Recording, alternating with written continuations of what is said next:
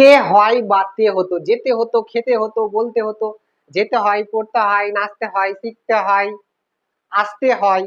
এই যে তে হয় যদি আমরা ক্রিয়ায় পাই, তাহলে এই সব ধরনের বাক্য আমরা ইংরেজিতে কিভাবে অতি সহজে গঠন করতে পারি। So today we will learn this in this video.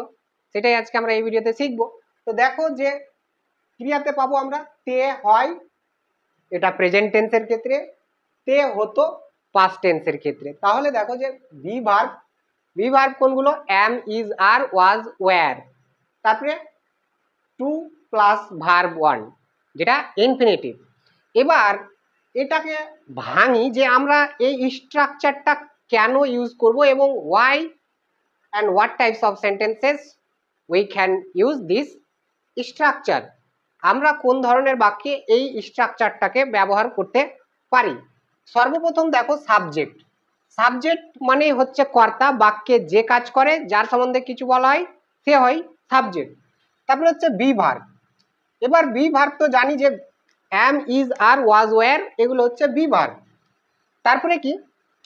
তারপরে হচ্ছে ইনফিনিটিভ, যেটা হচ্ছে টু প্লাস ভার্ব ওয়ান। আগে আমরা সর্বপ্রথম স্ট্রাকচারটাকে দেখব যে be verb plus to plus verb one কখন ইউজ করি আমরা। এই যে বি ভার্ব প্লাস এরপরে টু প্লাস ভার্ব ওয়ান, যেটা হচ্ছে infinitive to plus verb one, যে এই যে ফ্রেজটুকু রয়েছে, এই ফ্রেজটুকু হচ্ছে যে যদি আমরা ক্রিয়ায় তে হয় বা তে হতো পাই, তাহলে বি ভার্ব এরপরে infinitive to plus verb one use করতে হবে। এবং কাকে? যেটা হচ্ছে সাবজেক্ট, কর্তা। তাহলে subject plus be verb plus to plus verb one plus, এটাকে আমরা বলতে পারি ই এক্স টি, ইটিসি বা এক্সটেনশন বলি আমরা। ওকে, সো এই হচ্ছে স্ট্রাকচার। স্ট্রাকচারটাকে ভালো করে দেখো। এবার প্রথমে আমরা শিখব, first of all we will learn to make small sentences. ছোট ছোট বাক্য গঠন করা শিখব সর্বপ্রথম। ধরো যে আমি, মানে আমাকে, সাপোজ দিস সেন্টেন্স, আমাকে পড়তে হয়। এই যে দেখো যে আমরা ক্রিয়াই পাচ্ছি পড়তে হয়। এখানে দেখো যে তে হয় পাবো, তে হয়, পড়তে হয়, তখন আমরা এই স্ট্রাকচারটা ইউজ করব। এখানে দেখো যে সাবজেক্টকে আই, তাহলে আই এবং কোন টেন্স? এটা প্রেজেন্ট টেন্স। এটা প্রেজেন্টের ক্ষেত্রে, এটা পাস্টের ক্ষেত্রে। তাহলে এটা প্রেজেন্ট টেন্স, অ্যাম বসবে, বি ভার্বটা আই অ্যাম, তারপরে কি বসবে? টু, এই যে টু, তারপরে ভার্ব অন, এই যে পড়ার ইংলিশ হচ্ছে রিড, তাহলে রিড। ওকে, তাহলে দেখো কি হলো যে আই অ্যাম টু রিড, আমাকে পড়তে হয়। এবার ধরো যে তোমাকে পড়তে হয়, এখানে যদি আমি তোমাকে ইউজ করি, তাহলে কিভাবে করব বাক্যটা? তোমাকে পড়তে হয়, তাহলে এই বাক্যটা আমরা কিভাবে গঠন করব? তাহলে এখানে দেখো শুধুমাত্র সাবজেক্ট এবং বি ভার্বটা চেঞ্জ করা প্রয়োজন রয়েছে। সাবজেক্ট এখানে কে? সাবজেক্ট হচ্ছে ইউ, যাই হোক আমি এটাতেই লিখছি ইউ। তাহলে এখানে ইউ যেহেতু প্লুরাল, তো বি ভার্বও আমাদেরকে প্লুরালই ইউজ করতে হবে, তাই এখানে আমরা আর ইউজ করছি। তাহলে দেখো যে ইউ আর টু রিড, তোমাকে পড়তে হয়। যদি বলি যে তাদেরকে আসতে হয়, চলো এই বাক্যটা গঠন করি। দেখো যে তাদেরকে আসতে হয়, তো এখানে সাবজেক্টকে তাদেরকে, তাহলে দে হচ্ছে এখানে সাবজেক্ট। তাহলে দে যদি সাবজেক্ট হয়, তাহলে এখানে আর হবে, এবং কি এটা present tense, that's why are হবে, যেহেতু they plural, they are subject be verb বসে গেল, তারপরে টু, তারপরে কি বসবে? Verb one. তো এখানে আসার ইংলিশ হচ্ছে কাম, তাহলে সি ও এম ই, কিছু নেই, full stop. Okay, they R to come, তাদেরকে আসতে হয়। নিচের বাক্যটা দেখো যে টমকে কাজটা করতে হতো। এই যে টমকে কাজটা করতে হতো বা টমকে করতে হতো বা টমকে কাজটা করতে হতো, তাহলে এখানে দেখো কাকে করতে হতো? টমকে, টম হচ্ছে এখানে সাবজেক্ট, তাহলে টম সাবজেক্ট, এবং এটা তে হতো, এই যে তে হতো রয়েছে, এটা past tense. Past tense, that's why we have to use be ভার্বের পাস্ট ফর্ম। তাহলে ওয়াজ বা ওয়্যার, তো টম ব্যক্তির নাম, that's why we have to use was. Okay, Tom was, তারপরে কি টু, টম ওয়াজ টু, এবার হচ্ছে ভার্ব, এখানে করা হচ্ছে ভার্ব, এই যে করা, তাহলে do, Tom was to do.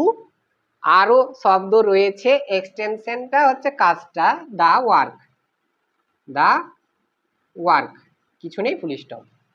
তাহলে Tom was to do the work, টমকে কাজটা করতে হতো।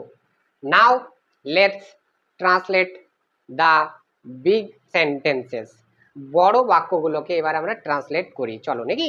সর্বপ্রথম দেখো এখানে কি বলেছে, আমাকে যেতে হয়, আমাকে যেতে হয়, এই যে দেখো ক্রিয়াটা ফলো করো, যেতে হয়, তো কাকে, আমাকে, তাহলে আই হচ্ছে এখানে সাবজেক্ট, তাহলে I subject, am be verb, to, তারপরে go, I am to go, আমাকে যেতে হয়। তার পরের বাক্যটা দেখো যে আমাদের বয়স্কদের সম্মান করতে হয়, আমাদের বয়স্কদের সম্মান করতে হয়। তো এখানে দেখো কাদের সম্মান করতে হয়, বয়স্কদেরকে, এবং কাদের সম্মান করাটা কাদের কর্তব্য, আমাদের, তো কাজটা কাদের, আমাদের, তাহলে উই হচ্ছে সাবজেক্ট, উই সাবজেক্ট, এবং তে হয় প্রেজেন্ট টেন্সে রয়েছে, দ্যাটস ওয়াই এখানে are be verb, we are to, তারপরে ভার্ব, এবার ভার্ব হচ্ছে সম্মান করা, সম্মান করা, respect, R E S P E C T. Okay, তাহলে উই আর টু রেসপেক্ট, আমাদের সম্মান করতে হয়, কাদেরকে, বয়স্কদেরকে, the T H E the, E L D E R L Y, elderly, আরটা হালকা উচ্চারণ হবে, elderly. Okay, we are to respect the elderly, আমাদের বয়স্কদের সম্মান করতে হয়। নেক্সট বাক্যটা দেখো, this is a big sentence, এটা হচ্ছে একটি বড় বাক্য।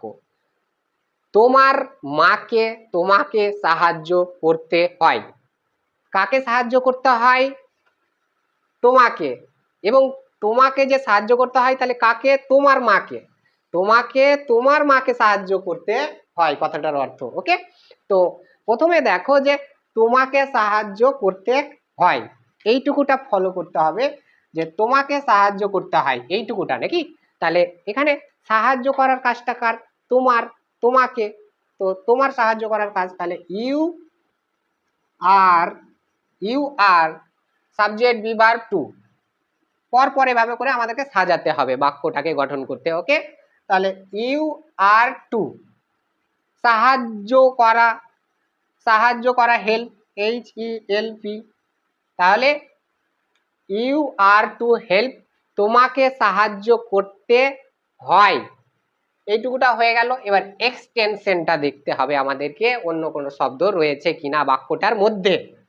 তো রয়েছে তোমার মাকে, তোমার মাকে, যেটা হচ্ছে extension your mother, your mother, তাহলে respect your, sorry help your mother, M O T H E R. Okay, তাহলে দেখো যে you are to help your mother, তোমাকে তোমার মাকে সাহায্য করতে হয়। ওকে, নেক্সট বাক্য। Okay, look at the sentence, বাক্যটার দিকে তাকাও, আমাদেরকে ইংরেজি শিখতে হয়, আমাদেরকে ইংরেজি শিখতে হয়, ইয়েস ইয়েস, সো কাদেরকে ইংরেজি শিখতে হয়, আমাদেরকে, তাহলে প্রথমেই সাবজেক্ট উই, উই হচ্ছে সাবজেক্ট, এবং আর কেন ওয়াই, এই যে দেখো তে হয়, তে হয়, that's why we have to translate the sentences by this structure, এই স্ট্রাকচারটা দিয়ে। ওকে, উই আর, তারপরে টু বসবে, টু, তারপরে কি বসবে, ভার্ব, শিখা, শিক্ষা করা, লার্ন, LEARN, তাহলে উই আর টু লার্ন, আমাদেরকে শিখতে হয় ইংরেজি, ENGLISH, English. We are to learn English, আমাদের ইংরেজি শিখতে হয়। ওকে, সো একটা থার্ড পার্সনেরলি যে তাকে তাকে টাকা পেমেন্ট করতে হয় বা তাকে টাকা দিতে হয়। চলো এখানে আমি লিখছি যে তাকে টাকা দিতে হয়। তো এখানের সাবজেক্টটাকে এই বাক্যে, এখানে দেখো যে তে হয়, পেয়েছি ক্রিয়ায় তে হয়। তো এই বাক্যটাকে আমরা এই স্ট্রাকচারটা দিয়ে গঠন করতে পারি। তাহলে তাকে, যার অর্থ হচ্ছে হি বা সি, হি ছেলের ক্ষেত্রে, সি স্ত্রী জাতির ক্ষেত্রে, মেয়েদের ক্ষেত্রে। তো হি থার্ড পারসন সিঙ্গুলার, বিভাগটা ইজ বসবে, হি ইজ সাবজেক্ট বিভাগ, তারপরে two,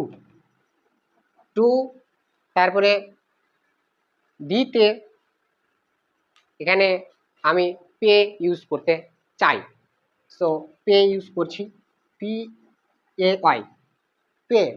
he is to pay, তাকে দিতে হয়। পে কেন ইউজ করছি? টাকা দেওয়ার কথা বলেছি আমি, অন্য কিছু দেওয়ার কথা বলিনি। That's why I am not using here give word. Okay, give ওয়ার্ডটা আমি ইউজ করছি না।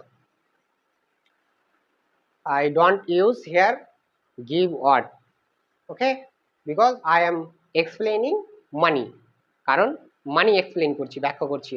So he is to pay, তাকে দিতে হয় টাকা, দা মানি,